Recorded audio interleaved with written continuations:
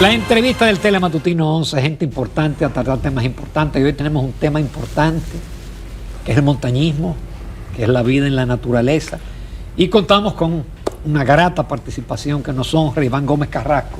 Él es un montañista en todos los continentes, en cuantas montañas usted se imagina. Comenzando con el Pico Duarte, hasta llegar al Monte Everest, que es la montaña más alta del planeta Tierra.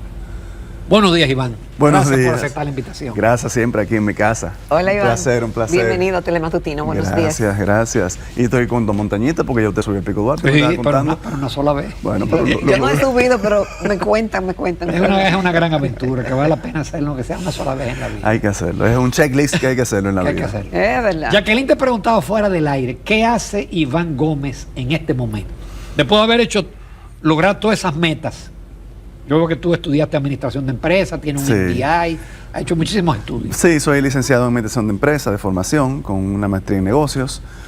Tengo un diplomado de Estado Mayor y una en gerencia policial, una especialidad en seguridad ciudadana en Israel, porque también soy oficial del Ejército Dominicano, activo en la unidad de rescate.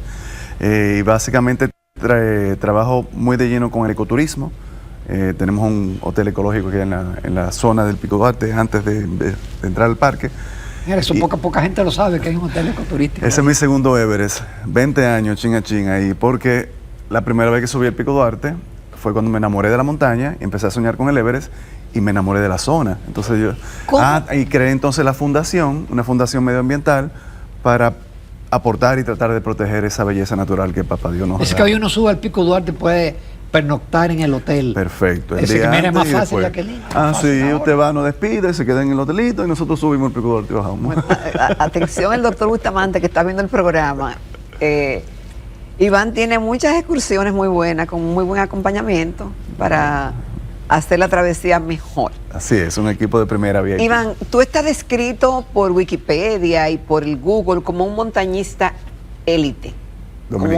Dominicano. ¿Cómo comienza esa pasión y qué significa ser montañista? ¿Cuáles son las condiciones físicas que hay que tener? ¿Y cómo comenzaste a soñar con el Everest? Bueno, como hablábamos fuera del aire, en Loyola, yo estudié el colegio Loyola, que tiene formación jesuita de la Compañía de Jesús, que me encanta, y uno de los mantras de ellos es el Excelsior, el siempre más, el dar la milla extra, en ser eficiente, ayudar al prójimo. Y cuando entro al CEL, Centro Excursionista Loyola, empezamos a hacer excursiones todos los meses a un destino diferente de nuestro país, de nuestra isla. Quizá por eso vamos tanto a naturaleza. ¿Y te gustó eso? Claro, me enamoré de la montaña, porque la excursión al Pico Duarte es en enero. Mi papá me llevó, César Gómez, el pobre cogió muchísimo lucha, muchísimo trabajo, y después me dijo, bueno, ya tú sigues solo. Él no se imaginaba hasta dónde yo iba a llegar. ¿Cuántas veces tú has ido al Pico Duarte? Más de 200. Más de 200 veces. Entonces, bajando el Pico Duarte esa edad, empecé a soñar con el Everest y se materializó 20 años Y los después. muchachos de Loyola, yo tuve un hijo que se graduó en Loyola, hizo varias veces la subida al Pico Duarte. Estamos hablando que el Pico Duarte tiene 3.101 metros y que el Everest tiene 8.849 metros. ¿Qué significa esto, subirlo? Porque como que es un goal, es decir, una meta de muchos amantes del montañismo. ¿Y qué preparación para llegar allá? ¿Qué cosas tú hiciste antes? Eso es. Porque subir al Duarte es un juego de niños comparado con el Everest. ¿Cómo tú te preparaste hasta llegar al top? Buena pregunta, porque la gente piensa que las altas montañas se suben de un tirón. El Pico Duarte sí, son 3 días. Llegamos hasta la compartición de 1.000 a 2.500 metros, de ahí a 3.000 y después los 101 finales, se hace en un día. Pero a partir de los 3.500 metros de altura, se considera alta montaña porque el aire empieza a escasear el oxígeno. A mayor altura, menos presión atmosférica, menos moléculas de oxígeno. Entonces, tú tienes que ir aclimatando tu cuerpo para que produzca más glóbulos rojos y poder absorber eso bajo nivel de oxígeno. Y a lo largo de todos esos años, antes de intentar el Everest con Karim Meyer y Federico Jovine, escalamos el Kilimanjaro en África, la más alta, la Aconcagua en Argentina, 7.000 metros. 7.000. 7.000. El Elbrus Ven diciendo los metros de cada uno. Kilimanjaro 5.000 y pico. 5.000 metros. Aconcagua 7.000. Elbrus en Rusia 6.000. Everest 9 kilómetros, 29.000 pies, como usted dijo. Y después de eso entonces Oceanía, que en lo personal fue el único que fui, completé los 5 continentes, le pusimos al proyecto el final de la travesía.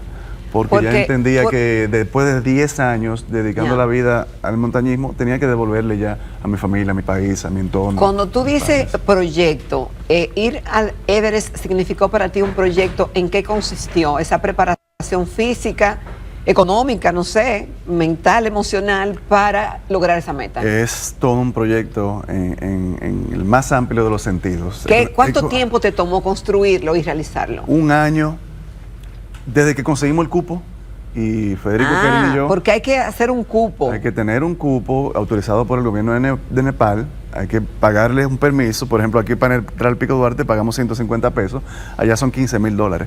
$15,000. Y solamente el permiso. El permiso. Ahí entonces le sumas. Solamente llegar a Nepal es una aventura. Entonces ahí le sumamos. Pero esa es otra cosa, hay que sumarle los pasajes. Los pasajes de aquí, Santo Domingo, Madrid, Qatar, Katmandú. Y después otro avioncito hasta Lucla.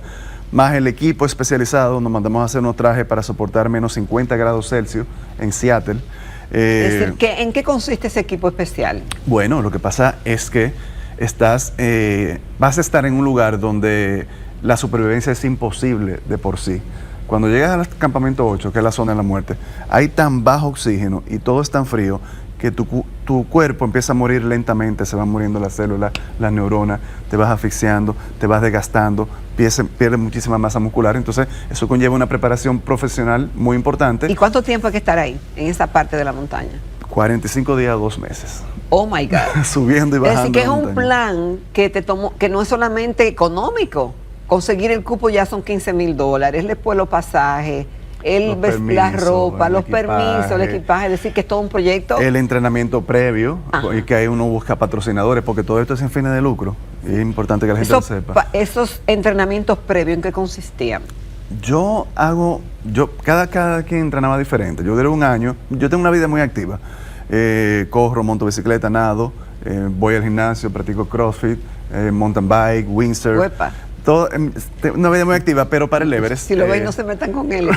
Para el Everest, el Body Shop, que fue uno de nuestros patrocinadores, así como doctores. Yo tenía mi neumólogo, mi cardiólogo, mi nutriólogo, mi psicólogo, abogado que me hizo solo testamento, todo, mercadólogos. ¿Que te hizo un testamento? Claro, porque tú te vas y sabes que hay 30% de probabilidad de que no vuelva. Entonces, todo ese equipo trabajó conmigo un año.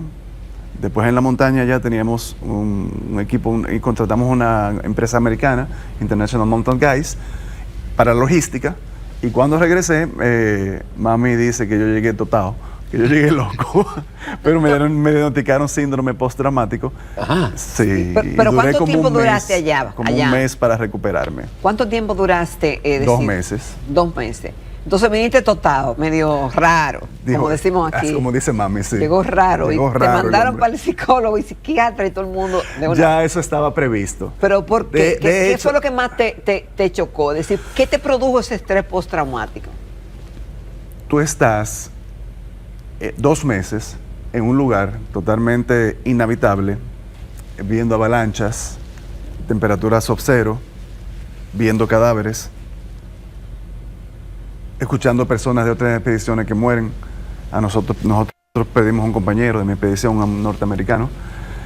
Y cuando tú estás ahí, entonces tú te pones en modo supervivencia, donde tu única prioridad es mantenerte vivo, llevar nuestra bandera dominicana a la cima del mundo y bajar vivo. Y tú no sabías que era así, es decir, las expectativas superaron. Claro, por más que es decir, la realidad superó las expectativas que tú tenías. Definitivamente. Es decir, entonces, es más lo que viste que lo que tú pensabas que iba a haber. Sí, definitivamente. Entonces, cuando tú llegas a tu vida, a tu realidad, que tienes que empezar con las cosas cotidianas, que el supermercado. Y 30 y pico de grados de temperatura. Menos 30 grados. Entonces, volver a reinsertarte, por lo menos en mi caso, me tomó un mes y pico. ¿Y cómo se alimentan, Iván? ¿Cómo se alimentan? Mire, la alimentación allá es bastante complicada porque después que uno aterriza en Lucla, que es el aeropuerto que está en los Himalayas, que es bien peligroso, caminamos 15 días hasta el campamento base.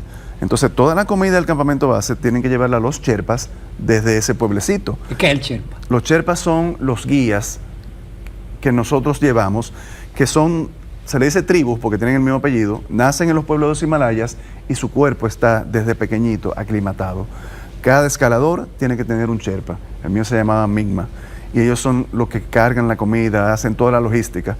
Entonces, no comes muy poca carne porque se daña, vegetales no son frescos.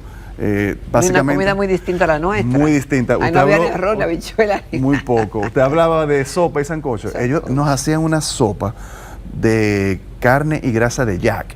El yak es como el mulo que nosotros tenemos aquí.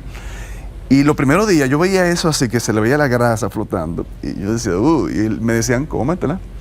Después de la semana, cuando mi cuerpo empezó a perder masa muscular, a consumir calorías, se te acelera el corazón, se te aceleran las pulsaciones.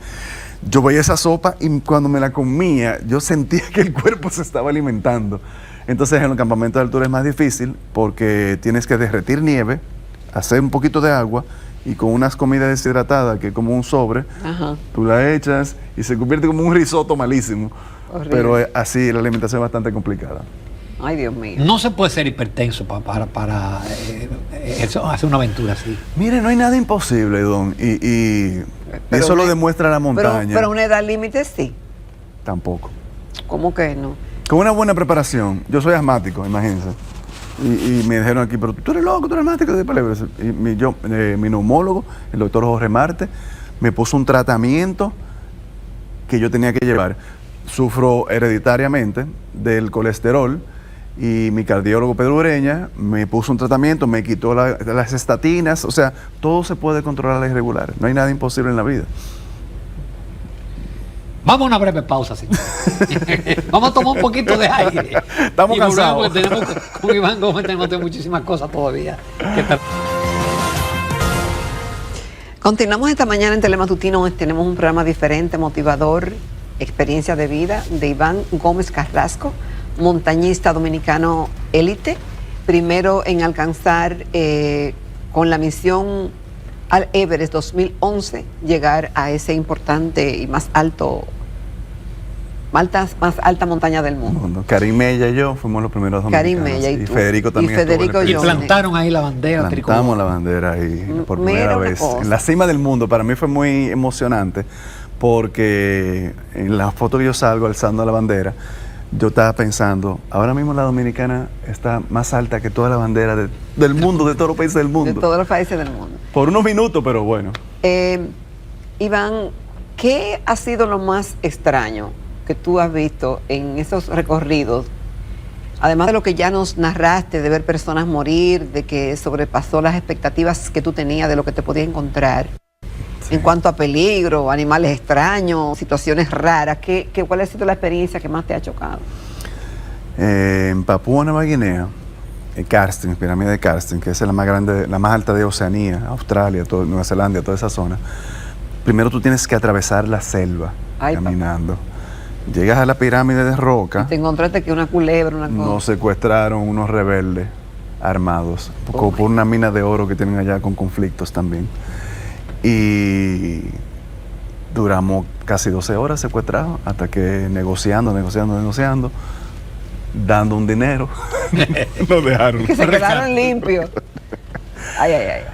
Así que hay que atravesar una selva para llegar a la montaña, a la base de la montaña. Y después que uno escala en la montaña, porque entonces son dos equipos diferentes, la selva es calurosa, humedad, sanguijuela, alimañas, serpientes, todo ese tipo de animales exóticos. Tú usas una indumentaria. Entonces llegas a la montaña y tienes que ponerte entonces equipo de alpinismo, mosquetones, arnés, figura de 8, zapatos de alpinismo, ya hace frío. Escalas la montaña, bajas y tienes que salir otra vez de la selva. Entonces para mí esa fue una de las más demandantes. La más peligrosa fue el Everest, pero la más demandante fue Karstens. De hecho ya no se puede atravesar la selva por seguridad. Ahora te llevan en helicóptero hasta la base de la montaña, tú subes y bajas y te devuelven en helicóptero. Iván, la gente hace ejercicio, senderismo, gimnasio, cualquier actividad deportiva por un tema muchas veces porque le gusta el fitness, porque le gusta estar saludable. Pero en términos mentales y de logro de meta y emocionales, ¿qué aporta todo esto que es tan retador? No solamente económicamente, que son expediciones que cuestan muchos miles de dólares, ni siquiera de pesos, de dólares. y que requieren una gran preparación, pero para la cabeza. Yo he visto retos que a la persona le cambian no solamente lo físico, sino que le ponen como un challenge, como un desafío para que eso mejore su vida. En todas estas cosas, ¿tú sientes que te ha aportado, que ha mejorado, además de esos logros que que una persona puede buscar? Definitivamente, definitivamente. Y si puede compartirnos cómo te ha impactado. Bueno, definitivamente es así. Y mis conferencias, soy conferencista motivacional, he sacado de cada montaña una virtud, una competencia, una cualidad, que son los 5 principios pilares de mi conferencia. Uno es pasión. Lo que no haces con pasión, nunca serás extraordinariamente bueno. Sacrificio. Las grandes cosas, los grandes logros, los grandes proyectos, los grandes programas de televisión que están en la cima, como ustedes, requieren sacrificio. Perseverancia. Muchísimas veces uno quiere tirar la toalla y lo más fácil es abandonar, esto no es para mí, vamos para atrás, déjate para después. Fe, primero en nuestro Creador, en Papá Dios, y luego en ti, que puedes lograrlo, que realmente estás consciente que vas a poder hacerlo. Y lo otro es los principios y valores que nos inculcaron el Padre de la Patria, que sería la humildad. De toda montaña tienes que escalarla con humildad. De hecho, interesante, para el Everest, ellos son budistas. Entonces se hace una ceremonia con los lamas, que serían como los sacerdotes, para pedirle a Sargamarta. ¿Ustedes saben quién es Sargamarta? El Everest, el nombre real del Everest. Madre diosa de todas las montañas, que nos deje escalarla. Exacto, que nos deje llegar a ella. Y es una ceremonia muy... Y después ellos dicen, ya tenemos permiso de la montaña. Y esa es la humildad. Tú das charlas principalmente a jóvenes. Yo tengo varios productos. La que le doy a jóvenes es sin fines de lucro. He estado en la cárcel de menores, en la cárcel de adultos, en iglesias, en escuelas, instituciones, universidades, etc. Y tengo unos productos corporativos que ya sí cobro. Entonces, tratando de aportar un poco a esos jóvenes que a veces están en sus barrios y sus entornos y se creen que no tienen esperanza, que la única forma de salir de ahí es quizá cantando o reggaetón o de embocero o motoconchando. No, demostrando que los dominicanos sí podemos, y que una persona normal que también tiene muchísimos problemas y muchísimas situaciones cumplió su sueño para que ellos también lo puedan cumplir. Y en la parte corporativa también, porque todos tenemos un Everest que escalar. Ese es el nombre de mi conferencia. Entonces, cada quien tiene un Everest individual. Individual, o varios Everest. ¿Y tu familia qué papel jugó? ¿Cuántos boches te dieron? Muchachos, tú se inventas. ¿O cuánto te animaron? ¿O cuánto te animaron? Pero ¿y por qué porque tú vas tiene que haberte apoyado tu padre. ¿Para qué tú vas a hacer eso? Pero ¿y cómo miren que las madres siempre están preocupadas y dando boche, como usted dice. Pero tú se inventas, ¿para qué? Deja eso, tú estás a tiempo, retráctate. Papi siempre me apoyó. Siempre. Solamente en el aeropuerto. Se trancó. A llorar. Y mira, me engrifo todavía. Y me abrazó y me dijo, a mí no me importa si tú no llegas a la cima, pero vuélveme vivo, mijo. Y erizado estoy todavía. Y en toda esa charla, es decir, ¿no has encontrado jóvenes que quieran seguir ese recorrido?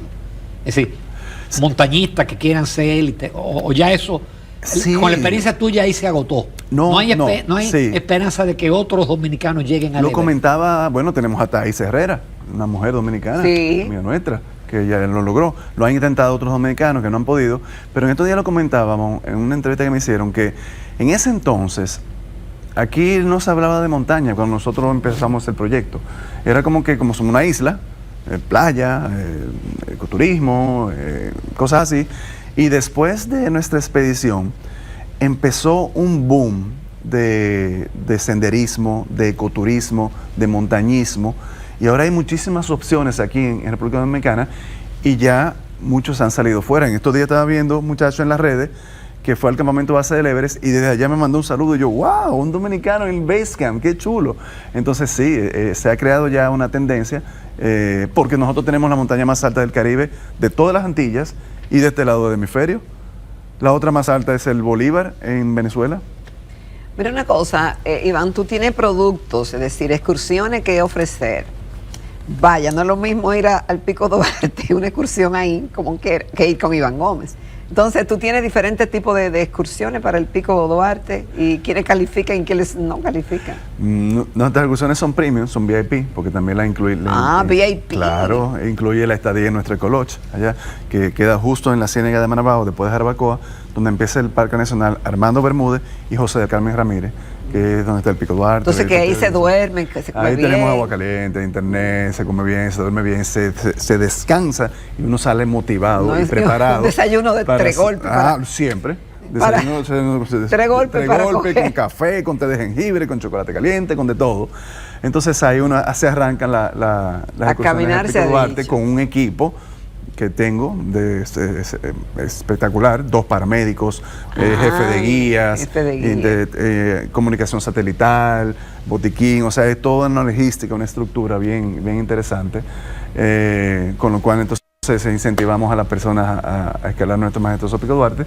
Y entonces ya la conferencia, que es como esta que venimos a promocionar, ya son para otro tipo de personas, pero generalmente cuando salimos de la conferencia de una vez me abordan, yo quería el Pico Duarte ahora. Yo, bueno, pues esa es tu próxima montaña. Exactamente. Entonces, ¿Cuál es la conferencia ¿cuál es la que tú conferencia? tienes ahí? Que realmente fue el origen del contacto. Lo que pasa es que cuando a mí me contactaron para una conferencia, yo dije, no, porque es que tenemos que sacarle el provecho. Bueno, su hijo me conoce. Sí. Su hijo que también lo llora en el cel. Yo te tengo un cliente para ir Pero contigo.